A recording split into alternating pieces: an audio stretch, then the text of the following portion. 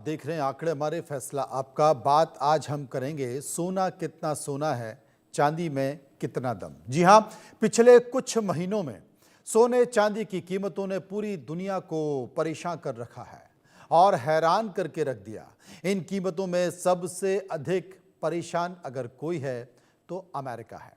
America क्यों परेशान है, इस पर आज हम चर्चा करेंगे। लेकिन पहले हम आपको बताते हैं कि गोल्ड में यानी कि सोने में तेजी के 3 प्रमुख कारण क्या हैं। अमेरिका के ब्याज दर घटाने से डॉलर कमजोर हुआ है और सोने की होल्डिंग कॉस्ट कम हुई है, इससे लोग खरीदारी में लगे हुए हैं।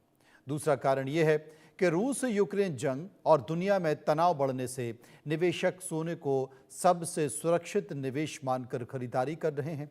तीसरा कारण है कि चीन जैसे देश अपने रिजर्व बैंक में सोना भर रहे हैं। ये साल भर में 900 टन से ज्यादा खरीदारी कर रहे हैं, इसलिए दाम ऊपर जा रहे हैं। और इसी तरह चांदी में तेजी के 3 प्रमुख कारण समझिए। सोलर, इलेक्ट्रॉनिक्स और ईवी में इसका भारी इस्तेमाल हो रहा है। चांदी अब सिर्फ ज्वेलरी नहीं बल्कि जरूरी कच्चा माल बन गई है। ट्रंप का टैरिफ डर भी है और अमेरिकी कंपनियां चांदी को भारी स्टॉक जमा कर रही हैं। ग्लोबल सप्लाई में कमी से कीमतें ऊपर चढ़ गई हैं। प्रोडक्शन रोकने के डर से सभी पहले से खरीदारी कर रहे हैं और यही वजह है कि आने वाले महीनों में भी चाहे वो सोना हो, चांदी हो, तांबा हो या फिर और भी मेटल हो, इनमें तेजी बनी रहेगी। अब आपको बताते हैं कि अमेरिका आखिर परेशान क्यों है। ये गौर से समझिए जो मैं बात करने जा रहा हूं। क्यों सोने के दाम बढ़ रहे हैं, क्यों चांदी के दाम बढ़ रहे हैं। दरअसल जो तमाम सारी परिस्थितियां हैं जिसमें सोने और चांदी का हम जिक्र कर रहे हैं, चीन और अमेरिका दोनों महाशक्तियों के बीच एक तरह से आर्थिक जंग चल रही है, इकोनॉमिक वॉर चल रहा है। क्यों चल रहा है यह भी समझ लीजिए। चीन का जो मेटल्स है, वो मेटल्स में चीन की मोनोपोली है। पूरी दुनिया में उसकी मोनोपोली है। अब चीन चाहता है कि दुनिया की निर्भरता जो है वो डॉलर से कमजोर हो जाए, ज्यादा डॉलर पर निर्भर ना हो पूरी दुनिया, यानी कि वो डॉलर की कमजोरी चाहता है। कौन चाहता है? चीन चाहता है। बदले में वो क्या चाहता है? दुनिया मेटल्स बेस्ड इकोनॉमी को अपना ले। अभी जो देश की इकोनॉमी है वो डॉलर बेस्ड इकोनॉमी है और चीन चाहता है कि पूरी दुनिया मेटल बेस्ड इकोनॉमी अपना ले। अब अमेरिका ये नहीं चाहता है, क्योंकि अगर दुनिया गोल्ड सिल्वर में पैसे अटकाएगी तो अमेरिका के US bond, US security market कमजोर होंगे। यूएस इक्विटी मार्केट से पैसे लोग निकालना शुरू कर देंगे। इसलिए अमेरिका ने वही टूल अपनाना शुरू कर दिया है। उसने क्या किया? 1980 और 2011 में जो किया था अब वो फिर से करने जा रहा है। यानी कि शिकागो मर्केंटाइल एक्सचेंज ने 29 दिसंबर 2025 को मार्जिन मनी 25% बढ़ा दी। इससे क्या हुआ? इससे हुआ ये कि 1 घंटे में चांदी की कीमतों में 12,000 से 15% की कमी देखी गई। अब संभावना है कि अमेरिका ये एक्शन लेता रहेगा। जैसे जैसे चांदी की कीमतें बढ़ती जाएंगी तो अमेरिका ये एक्शन करता रहेगा तो कीमतें गिरती जाएंगी, ताकि मेटल्स की कीमतें गिरती रहें। लेकिन चीन ये नहीं चाहेगा। चीन क्या करेगा? सोने चांदी में निवेश सुरक्षित माना जाता है और वैश्विक जंग के समय इसकी कीमतें बढ़ती हैं। अब हमास इजराइल संघर्ष लगभग खत्म हो चुका है। अमेरिका रूस यूक्रेन युद्ध बंद करने में लगा हुआ है और पहले जैसी जंग नहीं रह गई है। तो सवाल यही है कि सोने चांदी की कीमतें बेतहाशा क्यों बढ़ रही हैं और क्या अमेरिका की कोशिशों से कीमतें ये गिर जाएंगी? युद्ध खत्म होगा तो क्या कीमतें गिर जाएंगी? इसे लेकर हमने कुछ सवाल तैयार किए हैं। इन सवालों को लेकर हम जनता के बीच गए, क्योंकि जनता में सोने चांदी को लेकर बड़ी चर्चा हो रही है। जो सवाल हमने लोगों से किए उस पर लोगों ने अपनी राय भी दी है, एक्सपर्ट ने अपनी राय दी है। जो सवाल हमने पूछा, पहला सवाल आपके टीवी स्क्रीन पर कि क्या सोने चांदी की कीमतें बढ़ने के पीछे साजिश है? 73% 73% लोगों ने ये वाकई साजिश है कहा और 25% लोगों ने कहा ऐसा कुछ नहीं है। 2% इस पर कुछ भी कहना नहीं चाहते थे। सर्वे का एक और सवाल जो हमने पूछा बहुत महत्वपूर्ण है। सर्वे का दूसरा सवाल था कि क्या सोना चांदी की कीमतों में तेजी की वजह चीन अमेरिका की इकोनॉमी वॉर है?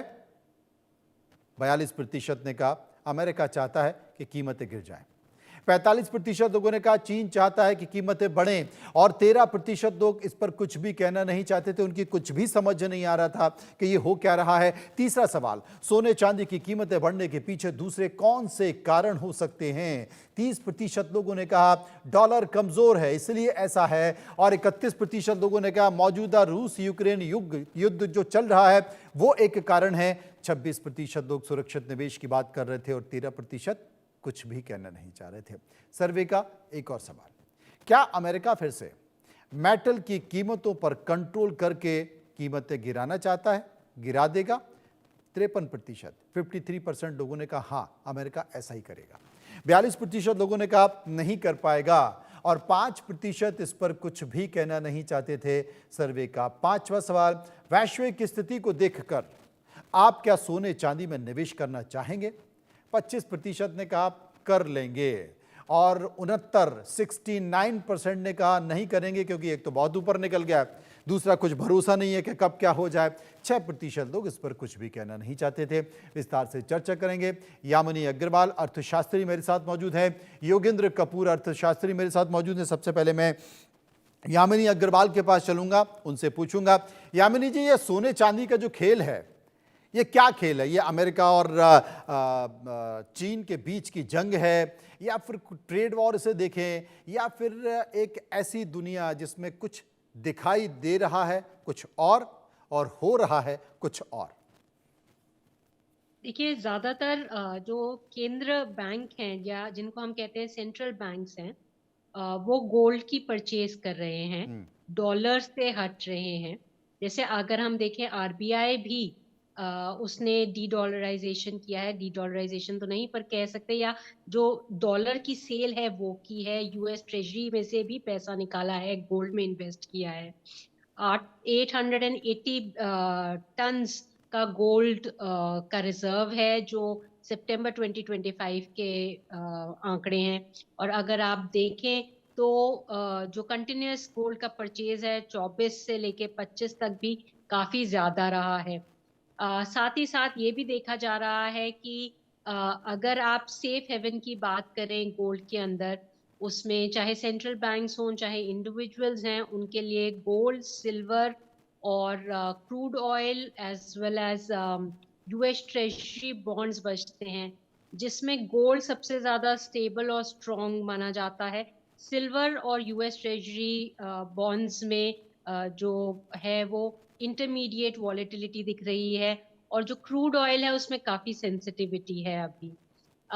ये भी देखा जाता है कि जो गोल्ड की परचेज है वो ज्यादातर इस समय जियोपॉलिटिकल टेंशंस कहें या जियोपॉलिटिकल सिनेरियोस कहें, उसकी वजह से भी एक तरह से ज्यादा ज्यादा रहती है सेंट्रल बैंक्स की भी और लोगों की भी, खास तौर पे आगे जिसके अंदर जिसमें कमी ना देखी जाए पर ज्यादा बढ़ोतरी देखी जाए।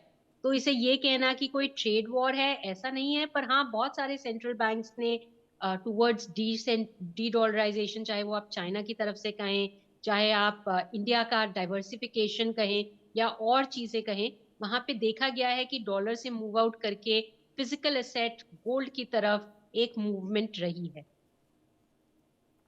योगेंद्र कपूर मेरे साथ मौजूद है। योगेंद्र जी, जिस बात का जिक्र किया जा रहा है कि चाइना चाहता है कि पूरे देश की जो इकोनॉमी है वो मेटल बेस्ड रहे, डॉलर बेस्ड नहीं रहे, और अमेरिका इसे बनाए रखने चाहता है, इसलिए अभी अमेरिका ने मार्जिन भी दिखाई दिया जिसके कारण चांदी की कीमतों में गिर गई है। यही एक है, इसके साथ साथ जो राजनीतिक और वैश्विक परिवेश तो है ही हैं, जंग चल रही है, युद्ध चल रहा है, वो भी एक कारण है। राइट देखिए, सबसे पहले मैं एक दो चीजें जो फैक्ट्स हैं वो और सामने रखना जरूर चाहूंगा जी। हमें एक चीज को बहुत क्लियरली समझना है कि अगर हम इंडिया के पर्सपेक्टिव में देखें तो आप ये देखिए कि गोल्ड की जो प्रोडक्शन होती है इंडिया के अंदर उसके अगेंस्ट जो उसकी डिमांड है वो कई गुना ज्यादा है। तो इस वजह से इंडिया के अंदर जो है हमारे को गोल्ड को इंपोर्ट भी करना पड़ता है।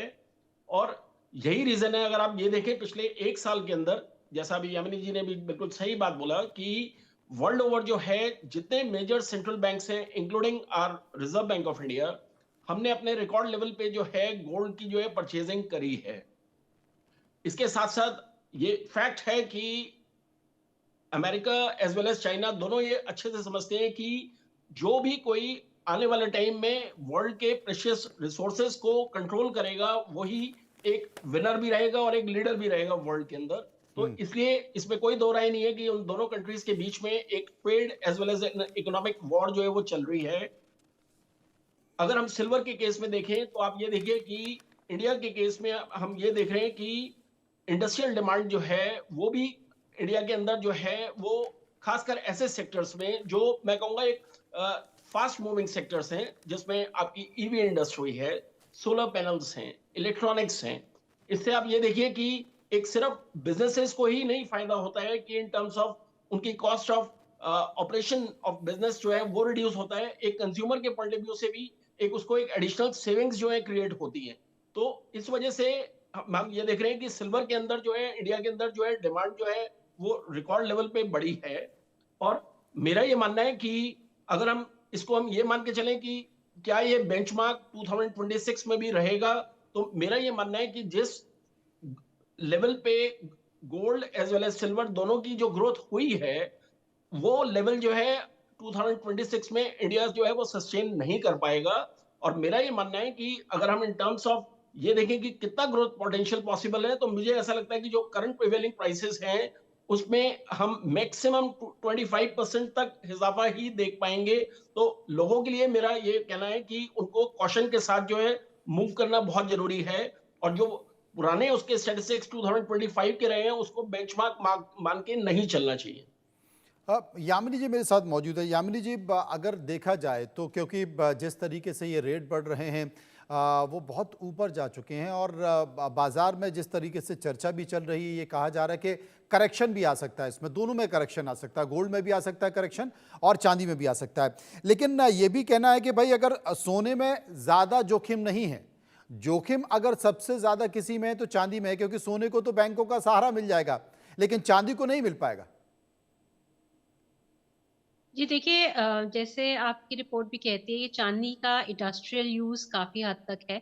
और साथ ही जब गोल्ड बहुत महंगा होता है तो चांदी नेक्स्ट बेस्ट ऑल्टरनेटिव की तरह ही आता है। साथ ही जो चांदी है वो इतना पहनने में चाहे ना इस्तेमाल हो, पर ट्रेड के लिए भी काफी हद तक इस्तेमाल होता है, तो उसकी जो स्टोर वैल्यू है वो भी एक तरीके से बेहतर रहती है। और कुछ जगहों पे लोग कुछ पहनने के लिए या कंजम्पशन ओरिएंटेशन के लिए, कुछ कंजम्पशंस के लिए चांदी ही इस्तेमाल करते हैं सोने के बजाय, तो उसमें भी चांदी का रोल रहता है। पर क्योंकि इंडस्ट्रियल यूज है, जो आपके सेमीकंडक्टर्स हैं, चिप्स हैं, और चीजें हैं या और इंडस्ट्रियल यूजेस हैं, उनमें भी इसका फायदा होता है या और जगहों पे यूज होता है, तो उन सब से जो है चांदी की कीमत बढ़ती है। पर जैसे मैंने कहा कि अगर किसी को सोना नहीं खरीद सकता तो उसके पास जो नेक्स्ट बेस्ट ऑल्टरनेटिव होता है वो चांदी ही होता है।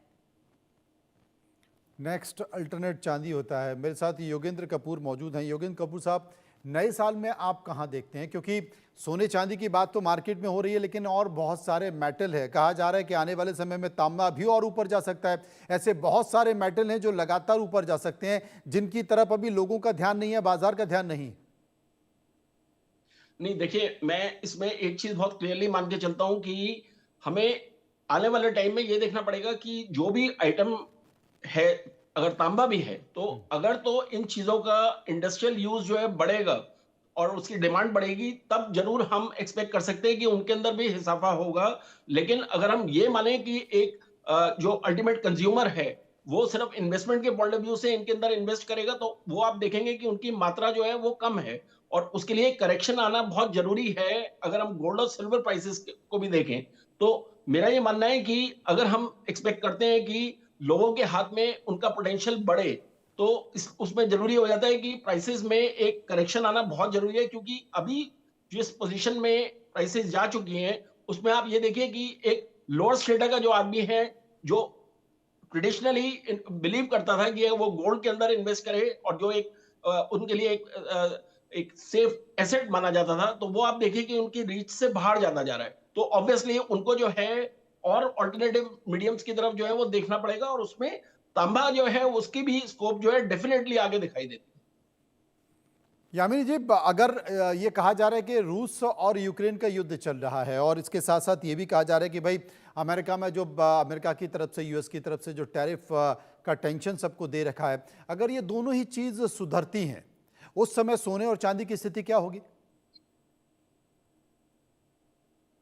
जी देखिए, जब भी वैश्विक स्तर पे वॉलेटिलिटी होती है, खास तौर पे जियोपॉलिटिकल टेंशंस जिन्हें हम कहें, चाहे वो रशिया यूक्रेन वॉर की वजह से हो, या उससे पहले इसराइल हमास थी, उसकी वॉर की वजह से थी और अब समाप्त हो गई है, और या काफी हद तक कंट्रोल में है, या हम कहें जो ओवरऑल इंटरेस्ट रेट चेंजेस होते हैं, या किसी तरीके से भी वैश्विक अस्थिरता कहीं पे भी नजर आती है, या इकोनॉमीज जो है ऐसा लगता है कि ओवरऑल ज़्यादा मोनेटाइज हो गई हैं और ओवर वैल्यूएट भी हैं, या जो है अभी जो आरओआईज हैं, या जिन्हें हम कहते हैं रिटर्न्स हैं, वो इतने जो है सेफ नहीं हैं, या बहुत ज़्यादा वॉलेटाइल हैं, या किसी वजह से उनके ऊपर किसी भी तरह की शंका है, तो गोल्ड एक सबसे बेहतरीन ऑल्टरनेटिव की तरह इमर्ज करता है, चाहे वो सेंट्रल बैंक्स हों, चाहे वो इंडिविजुअल्स हों, चाहे वो कोई कंपनीज हों, या कोई भी हो उनके लिए, क्योंकि वो आसानी से लिक्विडेट हो जाता है और उसे इस्तेमाल किया जा सकता है। जैसे ही जैसे स्थिरता आती है ओवरऑल वैश्विक स्तर पे, लोगों का विश्वास बढ़ता है कि इकोनॉमीज किसी भी हद तक फ्रेजाइल नहीं है, स्ट्रॉन्ग हैं, उन्हें किसी चीज की सपोर्ट की जरूरत नहीं है, मॉनेटरी सपोर्ट स्ट्रॉन्ग इनफ है, वहां पे गोल्ड की जो वॉलेटिलिटी है वो कम हो जाती है। योगेंद्र साहब, अगर भारतीय बाजार में रुपये को देखा जाए तो 87 के आसपास, 88 के आसपास चल रहा है, और ऐसे में कहीं ना कहीं अर्थव्यवस्था के लिए ये अच्छी बात नहीं है। लेकिन क्या आप मानते हैं कि सोने और चांदी की जो चमक है, और ये चमक अगर ऐसे ही बढ़ती रही आने वाले समय में, तो ये भारतीय अर्थव्यवस्था के लिए खतरे का संकेत भी है? डेफिनेटली देखिए, आपको एक चीज को हमें ये समझना है कि गोल्ड और सिल्वर के अंदर जो इन्वेस्टमेंट है, अगर उसमें हमें सस्टेनेंस चाहिए, तो उसमें बहुत जरूरी ये है कि उसकी जो प्राइसिंग है वो उसको कंट्रोल में रहना बहुत जरूरी है। क्योंकि अगर हम ये देखें कि दोनों ही चीजें देखिए, अगर यूएस डॉलर के अगेंस्ट इंडियन रुपी डेप्रिशिएट करता है, तो आप ये देखिए कि हमारी जो इंपोर्ट की कॉस्ट है वो बढ़ जाती है। और जैसा मैंने बताया कि अगर हम गोल्ड के पर्सपेक्टिव में देखें, जिसमें हम ऑलरेडी देख रहे हैं कि इंडिया के अंदर जो जिस लेवल पे प्रोडक्शन होता है गोल्ड का, और उसके कंपैरिजन में जितनी उसकी डिमांड है वो मेनी फोल्ड ज्यादा है। तो ऐसे में आप ये सोचिए कि अगर हम हमारी डिपेंडेंस अगर इंपोर्ट के ऊपर है गोल्ड पे, तो अगर आपकी इंडियन रुपी जो है डेप्रिशिएट करता है, तो आप ये देखिए कि हमारे को जो है एक हायर कॉस्ट जो है वो एक कंज्यूमर को जो है बियर करनी पड़ती है। और अगर हायर कॉस्ट बियर करनी पड़ती है, तो आप ये देखिए कि उनका जो सेविंग का पोटेंशियल है वो लूज होता है। तो मेरा ये मानना है कि इन चीजों में बैलेंस आउट करके चलना बहुत जरूरी है। और यामिनी जी, आपको याद होगा कि भारत की सरकार ने सॉवरेन गोल्ड स्कीम और गोल्ड रिसाइकल मिशन जैसे कार्यक्रम शुरू किए थे। मुझे लगता है कि जो जो जिन लोगों ने वो लिया होगा, अब सरकार को उनका कितना रिटर्न देना पड़ेगा, मुझे लगता है कि एक बड़ा नुकसान सरकार को उससे होने जा रहा है, जिसकी चर्चा मुझे लगता है कि कहीं नहीं हो रही है। जी देखिए, ये गोल्ड स्कीम्स या जो भी सोवरेन बॉन्ड्स लाए गए थे, उनकी कोशिश यही थी कि पैसा एक फिजिकल एसेट में ना जा करके एक मोनेटाइज्ड वे में इकोनॉमी में वापस आए, और उसका इस्तेमाल प्रोडक्टिव यूजेस में हो, जिसके तहत सरकार ने ये सोवरेन गोल्ड बॉन्ड स्कीम भी लाई थी, जिसका बेंचमार्क आपका रियल गोल्ड प्राइस ही है। देखा जाए तो अबाउट 11% आपका मर्केंडाइज ट्रेड में गोल्ड की परसेंटेज है। और अगर आप नॉन फूड क्रेडिट में गोल्ड लोन्स की बात करें तो अबाउट 1.8% के करीब नॉन फूड क्रेडिट में गोल्ड लोन्स के करीब है। लोग गोल्ड को अभी भी भारत में काफी हद तक कंजम्पशन की तरह यूज करते हैं। और सरकारें जब ये स्कीम्स ऑफर करती हैं वो ज्यादातर जो लोग लेते हैं वो रिटर्न्स की तरफ देखते हैं। इसलिए जब रिटर्न्स दिए भी जाएंगे तब सरकारों को ये देखना होगा कि उसका निवेश उतना किया हो जो गोल्ड ने कैपिटलाइजेशन के फॉर्म में सरकारों को जो है जिसमें निवेश किया है उसमें दिया है या नहीं दिया। और अगर सरकारों के पास ऑप्शन रहता है कि वो उसे रिटर्न कर सकते हैं तो वो उसे रिटर्न करेंगे, वरना उस स्कीम्स को रोल ओवर भी कर सकते हैं with the similar set of rates. Yogendra साहब, क्या सही वाकई लगता है? मुझे लगता है कि जिसने स्कीम बनाई थी सरकार उसे डंडा लेकर ढूंढ रही होगी। देखिए ये फैक्ट है, और जैसा अभी यामिनी जी ने भी जो बोला कि मुझे जो सिनेरियो नजर आ रहा है आगे, वो यही है कि इसको किसी ना किसी फॉर्म में रोल ओवर, या जिसे हम कहते हैं कि रिस्ट्रक्चरिंग करनी पड़ेगी, क्योंकि गवर्नमेंट के लिए अदरवाइज जो है जिस तरीके की लाइबिलिटीज क्रिएट होंगी, तो आप ये देखिए कि उसका स्ट्रेट असर जो है आपके फिस्कल डिसिप्लिन पे पड़ता है। तो ऐसी सिचुएशन में गवर्नमेंट जो है, आई एम श्योर वो वॉच रख रहे हैं इस चीज के ऊपर, और टाइमली जो है इसके ऊपर जो है वो एक्शन लेंगे। हो सकता है कि मेरी जानकारी गलत हो, लेकिन बॉन्ड तो सरकार ने दे दिए लेकिन सोना नहीं खरीदा। अब क्या होगा वो इंतज़ार करना पड़ेगा।